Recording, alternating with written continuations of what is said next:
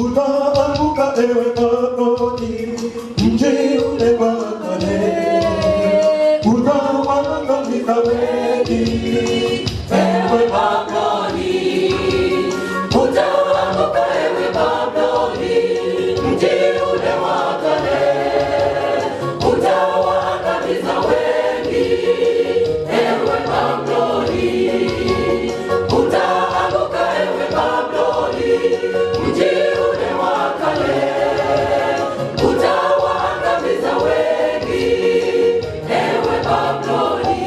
Oh Babeli, oh Babeli, oh Babeli, mji ule wa machafuko. Oh Babeli, oh Babeli,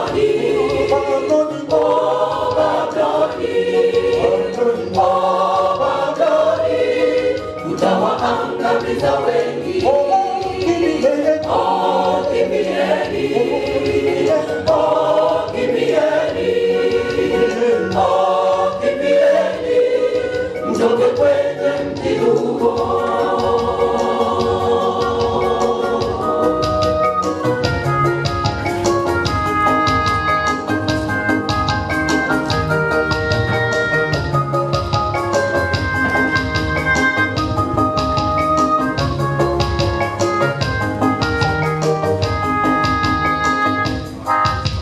Hebu mtoke wote Babeli, enyi mno wa Mungu, wala msije kushiriki maovu yake.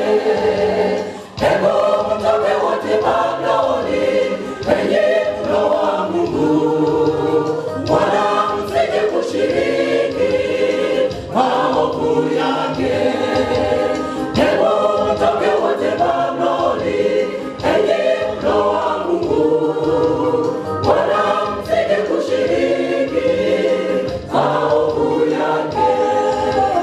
Oh Babeli, oh Babeli, oh Babeli, mji ule wa machafuko. Oh Babeli, oh Babeli, oh Babeli, utawaangamiza wengi. Oh kimbieni, oh kimbieni, oh kimbieni, mtoke kwenye mji huo.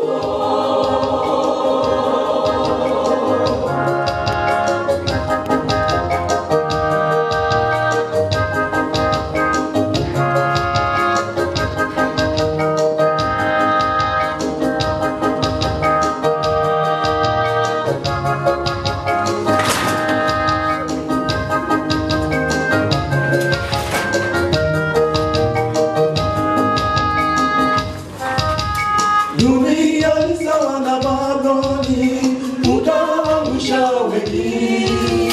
Ni heri twende kwake Yesu atuokoe.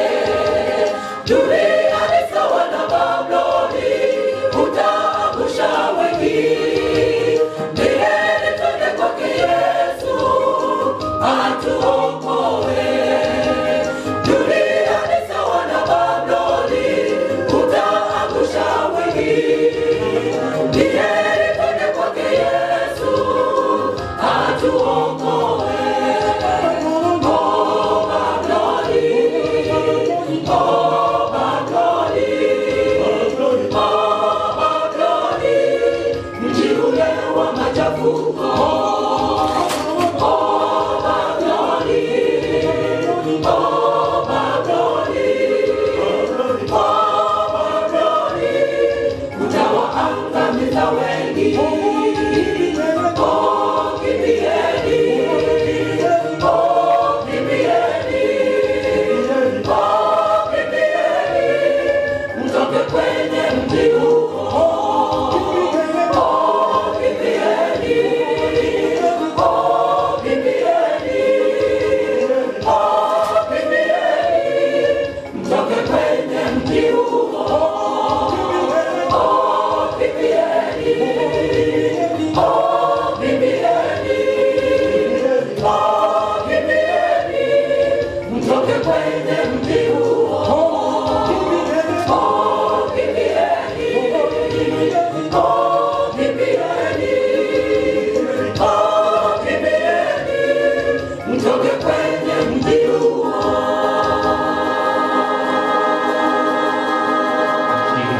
We want to dearly appreciate Na shukuru kabisa for the blessings that God has given us. kwa mibaraka ambayo Mungu ametupatia. I have seen that the church is full, Naona kanisa limejaa, and for those who made the arrangement, the sitting arrangement today, na wale waliofanya mpangilio wa kuketi kwetu leo, I have given my appreciation. pia nashukuru kwa kazi nzuri ambayo You mmeifanya. really have the sense of beauty.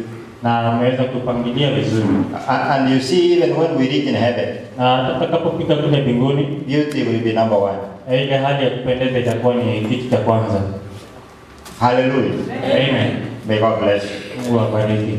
I want to appreciate my colleagues that have been presenting here. Nataka kuwashukuru wenzangu ambao wameweza kupeana neno lao hapa mbele. I listened to Jared in the morning, Nilimsikiza mchungaji Jared asubuhi, and more especially the love of the mother, the kitchen, the neighbor's house, na the his own house, and the wife. na akizungumzia kuhusu upendo wa mamake ulivyokuwa ukienda ukipungua akilela kule jikoni na kwa jirani.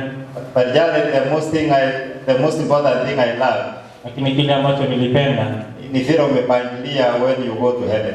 ni jinsi ya kupangilia atakapokuwa akielekea mbinguni. Pastor, that was wonderful. Hiyo ilikuwa ni vizuri sana. May God bless you. Mungu azidi kubariki. Pastor John, Pastor John, my friend Ogira, Evangelist Ogira, we appreciate your ministry. tunashukuru kazi ambayo mnazidi kuifanya. You know, appreciation is part of godliness. Lazima tuweze kujua kwamba kushukuru ni kati ya uungu. My Bible tells me that when we live in heaven, Biblia inasema hivi, tutakapofika mbinguni, from beginning to the end, mwanzo hadi mwisho, we will be appreciating what Jesus has done for us. kwa tunashukuru tu jinsi Kristo, yale ya Kristo aliweza kututendea. The choir, may God bless you. Kwa hiyo Mungu azidi kuwabariki. Pastor, we don't take for granted for you being here. Na tuchukulie jambo la kawaida mchungaji kuwa hapa. This is not the only camp that you have. Na hii si kambi ambalo uko nalo peke yake. You have many other obligations. Kuna mambo mengi ya kuweza But kutekeleza. by simply being with us, Lakini kwa kuwepo kwako hapa, it speaks volumes. inaongea makubwa kuhusu The pia. servant of God, we wish you well. Mchungaji, tunakutakia mema. And especially the session of prayer. Na wakati ambao kipindi cha maombi ambacho umekileta. We are not here for any world representation. Hatuko hapa kwa kusudi lingine la kidunia. We are here to lift Jesus Christ. Tumekuja hapa kumuinua Kristo juu. And His only ministry will be done by sacrifice and prayer. Na hii itafanyika tu kwa kujitoa na katika pia maombi. And may God bless you, Pastor. Mungu azidi kubariki mchungaji. I could have not done justice in this concept Singeweza kufanya haki if I could have not done one very important aspect kama singeweza kufanya jambo hili moja muhimu. of reminding you Na kuwakumbusha why are we here. sababu kuu yetu kuwa hapa. Why are we here? Kwa nini tuko hapa? I want us to read from the book of Deuteronomy. Ningependa tuweze kusoma Deuteronomy. kitabu cha Kumbukumbu la Torati. But by the way, that's not a sermon. Hiyo si mahubiri yangu. I'm reminding you the reason why we are here. Nataka tu niwakumbushe sababu ambayo imetufanya tuweze kuwa. Because if I don't do that, Kwa sababu nitakapofanya hivyo, nitakapokosa kufanya hivyo, done justice for the grace of God and the committees. nitakuwa nimefanya haki kwa wale ambao wamehudhuria makambi haya. Deuteronomy chapter 16 verse 13 Kumbukumbu la Torati 16 mstari wa 13 through verse 17. hadi mstari wa 17. I said Deuteronomy chapter 1. Nilisema Kumbukumbu la Torati ngapi? Deuteronomy chapter 16. 16. Where are we here? Kwa nini tuko hapa? Did the camp meetings begin with the Seventh-day Adventist Church? Kambi yameanza na kanisa la Kiadventista kweli, Or they began somewhere else? ama yalianza mahali fulani? Just listen how the Bible says. Sikiza Biblia inavyosema. Is it working? Okay. Like you shall observe the Feast of Tabernacles. 7 days. How many days? Siku Who ngapi? is speaking? Nani anazungumza? Hello? Yes. Who is speaking? Nani anazungumza? It's God. Ni Mungu Who mwenyewe. is he telling? Anamwambia nani? The Israelites. Anamwambia wana wa Israeli. What was the situation? Kulikuwa na jambo gani? They had been delivered from the land of Egypt. Walikuwa wametolewa katika nchi ya He Misri. has led them safely to the land of Canaan. Ameongoza katika nchi ya ahadi. He has given them pieces of land in the land of Canaan. Amepatia mahali pa kulima kule katika nchi ya He ahadi. has blessed them. Amewabariki. And now he says, since I blessed you, my children. Anasema kwa sababu nimewabariki watoto wangu. Every once in a year, Wiki moja katika mwaka. I am asking you to give me 7 days. Naomba mnipe juma nzima. Hello? Yes. Who gives us life? Nani anapeana uhai? Who gives us life? Nani anapeana uhai? By the way, in the morning I said, Asubuhi nilisema hivi. before you were conceived in your mother's womb, Kabla uweze kuumbwa katika tumbo la mamako, you were first of all conceived in the mind of God. ulikuwa umeumbwa katika mawazo ya Mwenyezi Mungu. Hallelujah. Amen. Are you getting what I'm saying? Si kama mnanipata. Before you were conceived in your mother's womb, Kabla uweze kupatikana katika tumbo la mamako, you were conceived in the mind of God. ulikuwa umeweza kupatikana katika mawazo ya. You are not an accident on earth. Si kwa bahati mbaya uko hapa. Hello? Yes. You know you might have been an accident to your parents. Unaweza kuwa ni bahati mbaya kwa wazazi wako. Unajua kuna wengine ambao tunazaliwa by accident. And those who are born by accident. There was no plan. Hakukuwa na mpango. But you know what? Lakini ni vizuri ujue. There is nobody born in this world by accident. Hakuna yule upatikana tu kwa bahati. All of us long before your parents planned to get to give birth to you. Kabla wazazi wako wapange kukuzaa, You were conceived in the mind of God. Mungu alikuwa umezaliwa katika mawazo ya Mungu. So long before the Israelites war, Kabla Waisraeli waende kule, before the Israelites war, kabla Waisraeli wawe, God knew there would be the Israelites. alijua kwamba Waisraeli watakuwepo. And he planned the land of Canaan for them. Akatayarisha nchi ya ahadi kwao. And that's why he says, Ndio sababu anasema, I have given you all the days in the year. nimewapatia siku zote za But mwaka. I'm requesting you to give me how many days? Lakini naomba siku ngapi? How many days? Siku ngapi? 7 days. Juma And nzima. then he says, you shall observe the feast of Pentecost for 7 days. When are you to celebrate? When you have gathered from your threshing floor and from your wine press. You make sure that at the end of the year, Mweze kufanya ya kwamba mwaka utakapokuwa ukiisha, when you have received your produce, utakapokuwa umepata mavuno yenu. hello? Yes. Who gives the Israel the produce? Nani anapea mavuno? Ni nani ambaye anawapatia? Who gives? But by the way, do you know it's only one tribe in this world that was given land by God himself.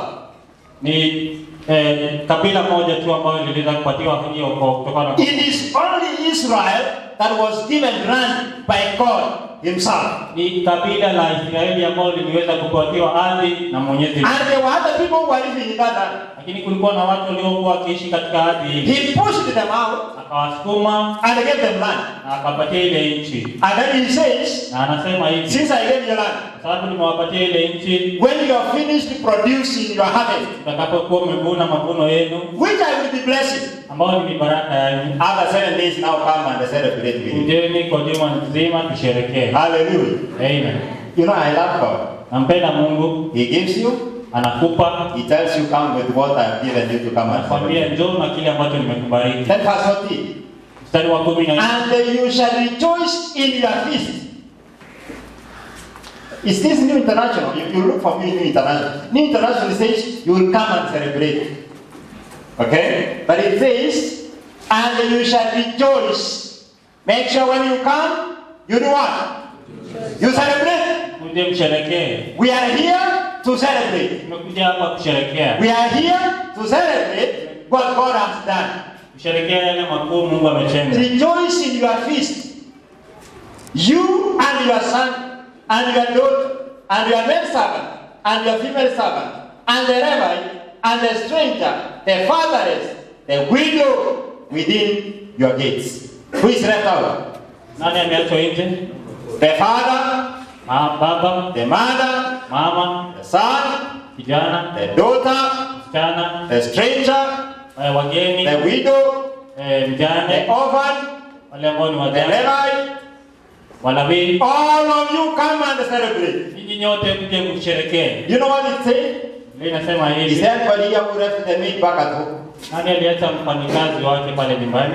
I don't want you to ask you to sew the hands. Sitaki mikono. But during this time, Lakini wakati huu nobody should be left at home. hakuna yule anafaa kuacha. And that's what God is saying. Ndivyo Mungu anasema. I don't want to take much time because I want to preach. Kuchukua muda mwingi kwa sababu si. But remember, this is why God is telling you to bring strangers. Ndio maana anasema tuweze kuwaleta wageni. It's because you were strangers in Egypt. Kwa sababu walikuwa wageni katika nchi yao. I took care of you when you were strangers. Aliwatunza walipokuwa watumwa. Take care of strangers when they are in your house. Chukulia pia wageni waliokutembelea vizuri unapokuwa. Come and celebrate fast 15. Ndio msherekee. 7 days you shall keep sacrifice to the Lord your God in the place which the Lord chooses, because the Lord your God will bless you in all your produce and in all the work of your hands, so that you surely rejoice. Hallelujah. Amen. I don't know whether you are listening to the words. Because the Lord your God will do what? Hello? Because the Lord your God will do what? Sababu Mungu anafanya nini? If the Bible is yours, Kama Biblia hiyo. underline the word that the Lord your God will bless you in all your produce. Weka kijisitari pale kwamba Mungu atabariki kazi yako. My dear brothers and sisters, Kuna dada zangu, we are here to celebrate because the Lord has blessed me, has blessed you for the whole year. tumekuja kusherehekea maana Mungu ametubariki sisi sote katika mwaka mzima. And because of that blessing, Kwa sababu ya baraka hiyo, we come to celebrate. Can we go to the tumekuja next one? kusherehekea. 3 times a year, your messenger and the rest they will do that. But the Bible says, and at the feast of Tabernacles, when you come, and they shall not appear before the Lord empty what? Hello? Yes. Don't appear before the Lord. Usikuje hekaluni mwa Mungu mikono nini? Mitupu. By the way, who is speaking? Nani anazungumza? You know, I may speak making a lot of noise. Unaweza tukapiga kelele bure. Who is speaking? Nani anazungumza? Who is he telling? Anaambia nani? We should come and do what? Tuje tufanye nini? We shall come and Tuje tusherekee. for my 19 years of ministry, Miaka 19 yake ya uchungaji, I have gone to so many camp meetings, nimeenda makambi mengi, but I've never attended a unique camp meeting like this one of Jesus. lakini sijaweza kuhudhuria makambi ya kipekee kama haya ya This is Yesu. a true replica of what God wanted. Hii ni mfano dhahiri kama ule Mungu alianzisha pale katika wana wa Israeli. In fact, during these camp meetings, they were to come and eat food. Wakati wa makambi haya walikuwa waje na wale. This is the only camp where I see everybody sitting in the same table and eating. Makambi ambayo nimeona tu kwamba watu wote wanaenda pale na In wanashiriki. fact, I want to declare that this is the only camp meeting that is observing the tabernacles as God commanded in Israel. Ndio makambi ya kipekee ambayo ni dhahiri tu kama yale yalianzishwa pale. When we close our homes, Tunapofunga nyumba zetu, by the way, during this time they were not supposed to cook in their homes. wako wanafaa kupika kule nyumbani. Hello? Yes. But they were to bring their food from home, Walikuwa wanahitaji kuleta chakula kutoka cook in nyumbani, the central place, wapike mahali pamoja, listen to God speaking, wasikie Mungu akizungumza and celebrate eating na together. washerekee wanapokula But pamoja. God says after you have celebrated, Na mnapokuwa mmefurahia hivyo na kusherekea, umemaliza kula, after you've eaten, umemaliza kuhubiriwa, been preached, don't appear before the Lord empty one. usikuje mkono nini. Can you go to the next one so that I stop there?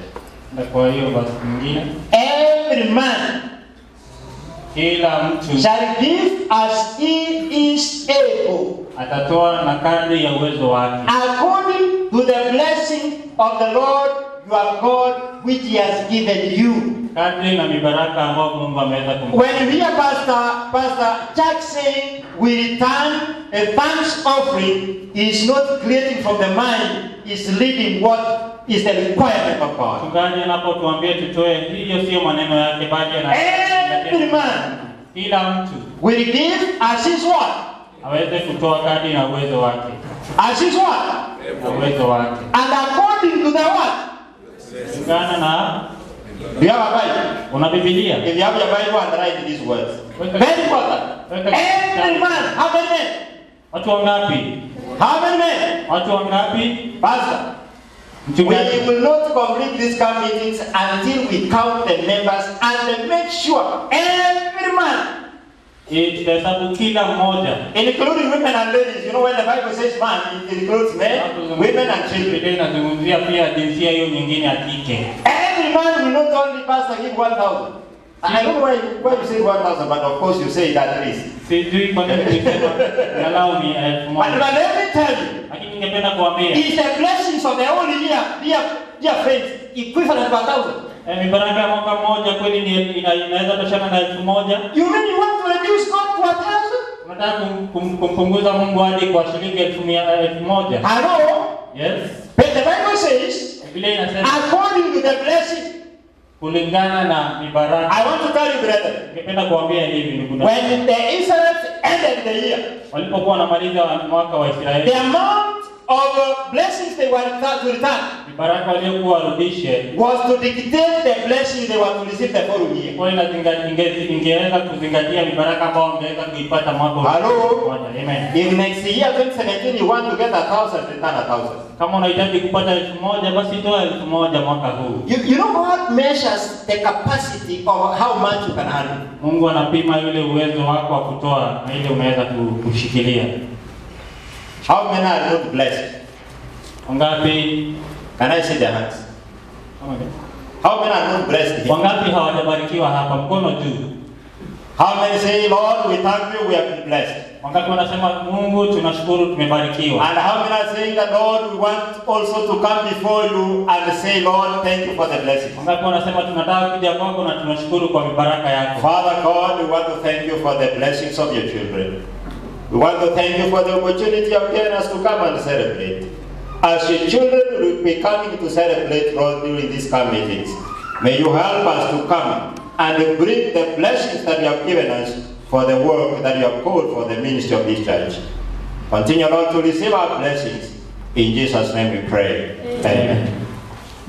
I made that a short time because I preached the first sermon. Nilichukua muda mfupi maana Yesterday, where did we live? Tulifikia wapi jana jioni? When man sinned, Wakati binadamu walipoasi, God had. Mungu akawa na nini? God had. And what was the problem of God? Shida ya Mungu ilikuwa ni ipi? Hello? Yes. Did I answer that question then? Je, nilijibu swali hilo jana jioni? When man sinned, Wakati binadamu walipoasi, God had Mungu a akawa na problem. nini? Akawa na What was the problem of shida God? ya Mungu I ilikuwa. want to see whether you are following me. Nataka nijue kama What was the problem of God? shida ya Mungu ilikuwa ni ipi? And then I made a presentation, a demonstration in the evening Nikaweza kutoa mfano hapa. with my dear madam here. Na nikaweza kumtumia dada pale. What was the problem of God? Shida ya Mungu ilikuwa ni ipi? Hello, can you assist me? Hapo mnisaidie. Madam, I give you now the first chance. What was the problem of God? They wanted to exercise mercy at the same time to exercise justice. That's excellent. Hiyo ni Although you started with a long introduction, you got the answer. umepata jibu. Not he wanted. Siko God was on a close road. Mungu alikuwa katika njia panda. Should I only be just Je, nitakuwa tu mwenye haki and not merciful? na nisiweze kuwa na kuonyesha huruma? Should I be merciful Nionyeshe huruma and not just? na niweze kunikosa kuonyesha haki. But remember, God must be God. Lakini tujue lazima Mungu aweze kuwa ni Mungu. And the character of God, Na tabia ya Mungu, God is just. yeye ni mwenye haki. If he stops to be just, Kama hawezi kuwa mwenye haki, he will stop to be God. atakosa kuwa Mungu. Hallelujah. Amen. Because we believe in a God who always will do what he says he's going to do. Tunaamini Mungu ambaye yeye hufanya kile ambacho amesema. And God told Adam and Eve, Na Mungu akamwambia Adamu na Hawa, don't eat the fruit of the knowledge of good and evil. usile tunda la kujua mema na mabaya. If you eat, what will happen? Utakapokula nini itafanyika? Hello, what will happen? Nini itafanyika? You will surely die. Utakufa hakika. If you don't eat, Na mtakapokosa kula, then definitely you will surely live. na hakika mtaweza kuishi. Adam and Eve chose to eat the fruit of the knowledge of good and evil. Adamu na Hawa wakaamua kukula tunda la kujua mema na mabaya. For God to be God, Ili Mungu aweze kuwa Mungu, Adam and Eve must die. and nothing less. Adamu lazima wangeweza kufa So that God will remain just. ili Mungu aweze kubakia ni mwenye But haki. at the same time, Lakini wakati ule God must be kind and merciful. lazima aonyeshe huruma zake. And by being kind and merciful, Anapoonyesha huruma zake, then man must live.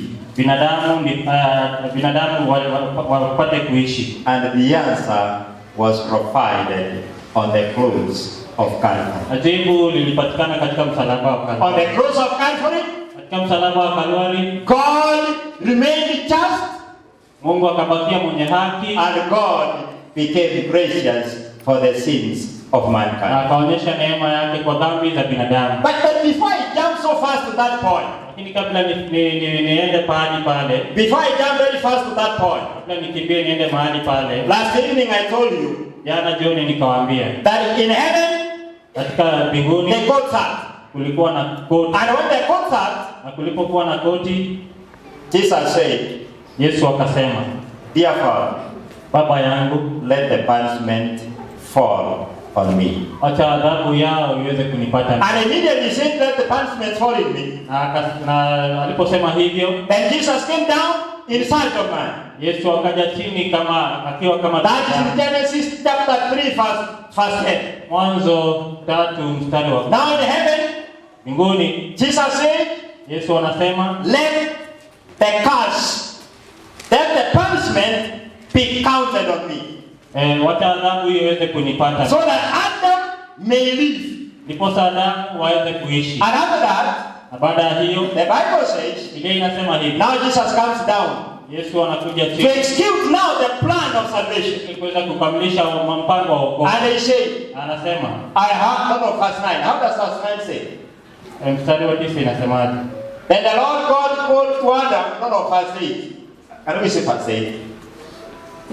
And they heard the sound of the Lord God walking in the garden in the cool of the day.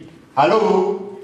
I know you have read this several times. Ndio umesoma hii mara nyingi. But in heaven, Lakini mbinguni, Jesus said, Yesu anasema, let the punishment fall on who? acha adhabu yao iwe ni yangu. Let me now go down Acha niteremke and search for man. niweze kumtafuta binadamu. And then the Lord comes down. Na Mungu anakuja chini. And by the time that the Lord comes down, Wakati anapokuja chini, where is Adam and Eve? Adamu nao wako wapi? Hello? Where is Adam and Eve? Adamu nao wako wapi? Hiding. Wanajificha. You also accept that? Hata nyinyi mnakubali hiyo? Is anywhere where you can hide yourself from God? Je, kuna mahali unaweza In kujificha? fact, in their mind they were hiding. Hello? Yes. In their mind they were doing what? Katika mawazo yao walikuwa wanajificha. But in reality they were not hiding. Lakini ukweli hawakuwa wanajificha. Because there is nowhere you can run away from the presence of God. Maana hakuna mahali unaweza kutoroka uso wa My Mungu. brothers and sisters, all the time we hide ourselves. Ndugu za dada zangu, tuna wakati But in reality we are not hidden. We are in the presence of God. wakati mwingi tunapojificha There is nowhere where you can go that God cannot be able to reach you. mahali unaweza kujificha Mungu asikuone. Now in the mind of Adam and Eve, Katika mawazo ya Adamu na Hawa they were hidden. walikuwa wanajificha. But in reality, Lakini ukweli ni they were in kwamba the presence of God. walikuwa katika uso wa Bwana. I have always said this story. Nimesema hii hadithi.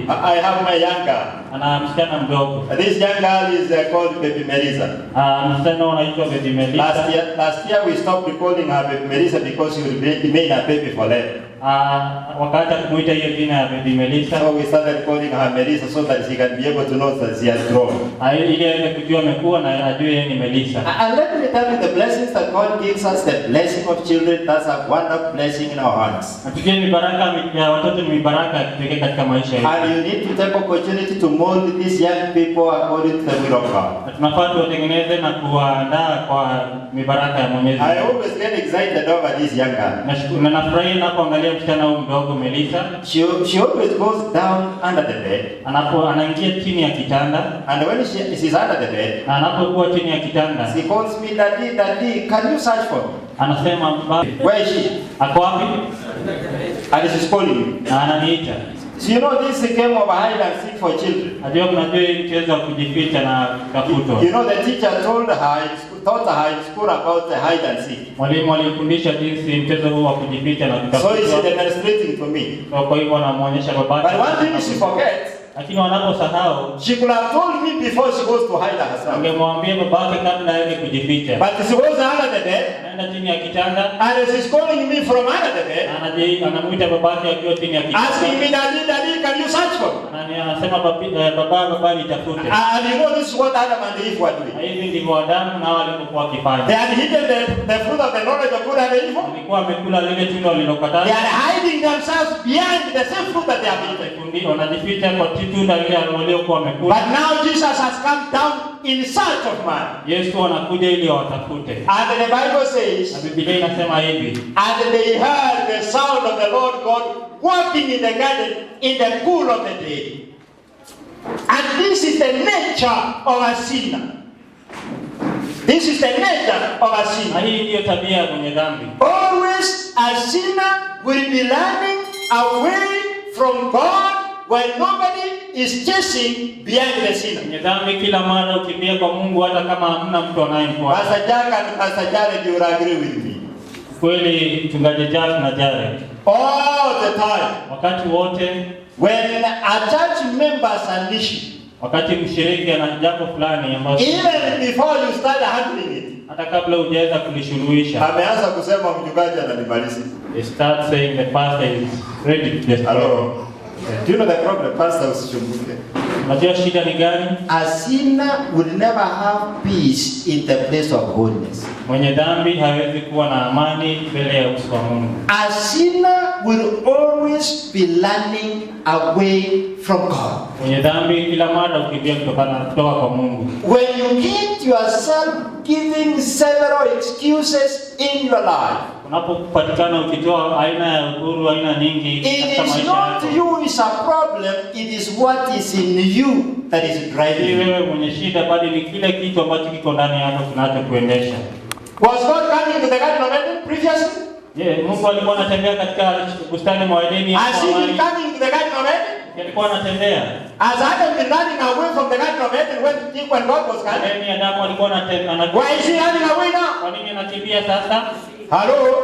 Yes. Why is he running away? Kwa nini anakimbia sasa? He has no peace in the place of holiness. Hana ya amani katika uso. He has no joy in the presence of God. Hana raha katika uso wa Bwana. But one thing I love, Lakini kitu ambacho kinanipenda, always God will come behind the sinner. Hallelujah. Mungu huja wakati wote nyuma ya mwenye dhambi. My brothers and sisters, God will never let you go until you kill yourself. Ndugu na dada, Mungu hawezi kubali uweze kupotea. There is a book I read and I like it so much. Shako nasoma na nakipenda It sana. says that God has never killed anybody. Inasema Mungu hajawahi kuua mtu yoyote.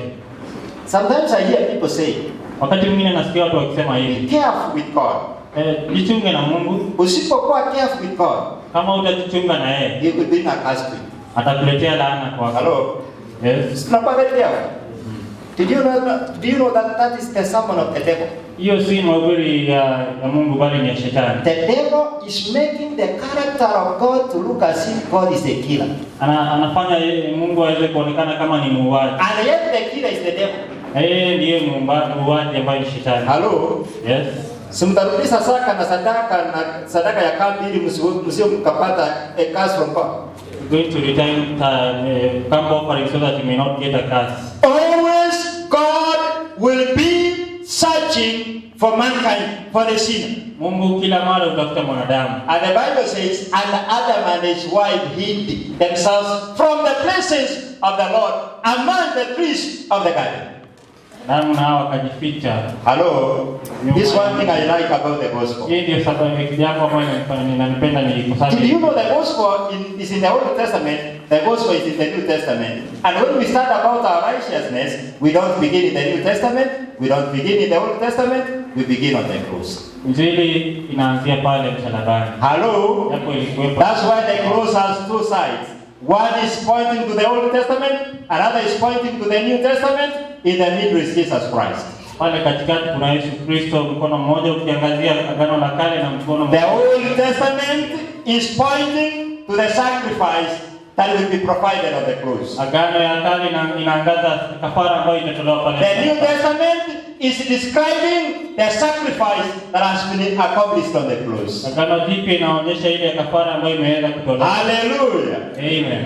All from the Garden of Eden Kutoka katika shamba la Edeni to Revelation in Patmos, katika mfunuo pale Patimo, to the earlier church, katika kanisa la kwanza, to the Adventist church, kanisa la to Kiadventista, Jesuit church, kanisa la GSC, to a church that will be there before Jesus comes. kanisa ambalo litakuwepo kabla Yesu aweze kurudi. Always God is in search of the sinner. Mungu hutafuta mwenye dhambi. And the sinner is running away from God. Mwenye dhambi ukimbia kutoka kwa Mungu. But God will never give up. Lakini Mungu hawezi kuchoka. And this is one thing I love about the God we believe in. Na hiyo ndio sababu nampenda Mungu ambaye We namwamini. believe in a God who will never give up. Mungu ambaye hachoki nasi. I know sometimes we give up in life. Wakati mwingine tunakata tamaa. You try to see how best you can be able to bring your wife closer to you. Unajaribu kumleta mke wako karibu nawe. The more you try, the more she's running away. Na unapojaribu ndipo anakimbia kutoka kwako. Even when you go to people wanasema sitamani nimejaribu. Hata wewe mchungaji utakubali nimejaribu. Tell people you try. But let me tell you, Nipenda kuambia. the Bible says Biblia inasema Jesus came down from heaven. Yesu akaja hapa duniani. But Adam and Eve, they were hid in the garden. Can we go to the next one so that I finish? Don't worry. Msijali. It is not the sermon that ends. Si mahubiri ambayo yanaisha. It is time that gets over. Ni muda ambao unaisha. And you need to know. Na ni vizuri ujue. We will not finish those sermons here on earth. Hatutamaliza mahubiri We will hayo hapa continue duniani. preaching them. Tutazidi kuyahubiri. And Jesus will finish the sermon in heaven. Na Yesu atamaliza mahubiri ya kule juu. Hallelujah. Amen. So for me, I always Pastor Jackie, I have no problem. Mimi sina shida yote. Because I know that Jesus will continue referring to us His will. Even when we reach in heaven, then He will say, welcome. This is what we have been told when we were down. Maana Yesu atazidi kufunulia yale ambayo kufunulia ambayo tujaweza. So in one minute I'm closing. Dakika moja hivi nitamaliza. The Bible says, and the Lord God called to Adam and said to him, where are you? Uko wapi? Hallelujah. Amen. I love these words. Napenda maneno haya. I have ever preached these words for the whole week. Nimewahi kuhubiri maneno haya kwa juma nzima. Do you know that this is the heart of the gospel? Na hii ndio msingi wa Injili. Hello? Yes. Do you know that this question? Ili swali. Don't take it for granted. Usilichukulie tu na mzaha. Who is asking? Nani anauliza? Hello? Who is asking? Nani anauliza? Jesus is asking in the garden of Eden. Yesu anauliza katika bustani mwa. Does he know where Adam and Eve are? Yeye anajua mahali Adamu na Hawa hapo. Does he know? Anajua. Why is he asking? Kwa nini anauliza? He wants Adam and Eve to be conscious. Nataka Adamu na Hawa waweze kufahamu. By this time they are dead in sin. Kwamba wakati huu wako katika ufu wa dhambi. Until when they are hiding themselves from their own mind. Watakapokuwa kugundua wamejificha katika mawazo yao.